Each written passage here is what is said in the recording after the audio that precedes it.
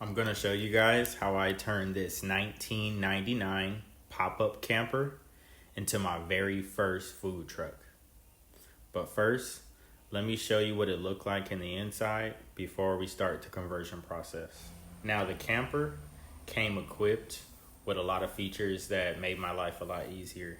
So it has a sink that I'm gonna keep for hand washing.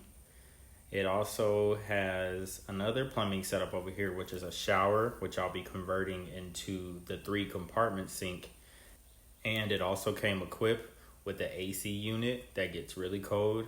And it came equipped with lights, which is gonna make the conversion process much easier.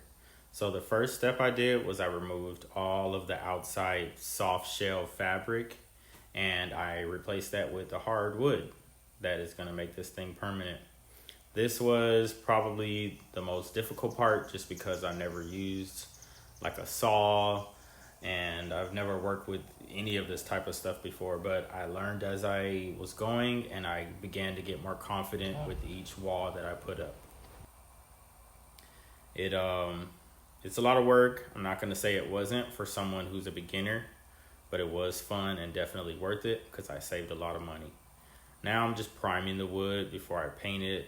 It's just a simple process. You don't always need to do this.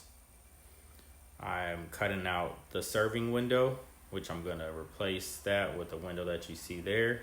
And now I'm painting it a candy paint red. In the inside, I'm painting it white just to keep it clean and fresh as possible. Now, since I had zero experience, this conversion did take me 5 months and I was doing it by myself. All right, you guys, here's the inside. So we got a fridge here. It's kind of small because I had a small door, a drink station. We also have the serving window, some storage down here. Now I'm going to show you guys the plumbing that was already installed in the food truck, and I found it after removing the dining table. That's the hand washing sink that we kept. And if you follow the plumbing, it's going to take you to which used to be the shower, but I converted it into a 3 compartment sink there. Yes, it's small, but I'll never use it. It's just a silly requirement that they require us to have on food trucks in the state of Alabama, and I just covered it with the refrigerator.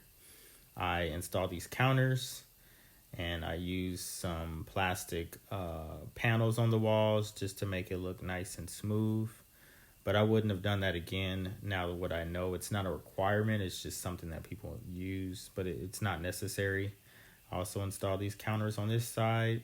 All the storage was already here, and I did install the floors. So that's pretty much it, you guys. I got some food warmers in here, an air fryer.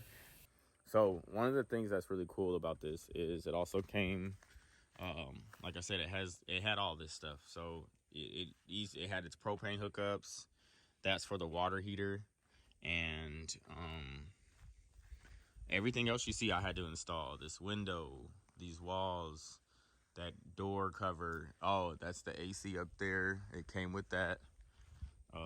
This stuff over here is that's where you put the water in at. It has a huge water tank underneath it.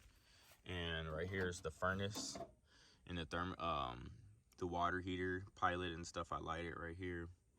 A question I get asked a lot is how well does it drive? And it drives just fine, you guys. I can't tell a difference. And yes, it passed the health inspection with no problems. If you're new to my channel, make sure you subscribe, like, and share this video to anybody that you believe that it will help them. I'll see you guys next time. Have a wonderful day.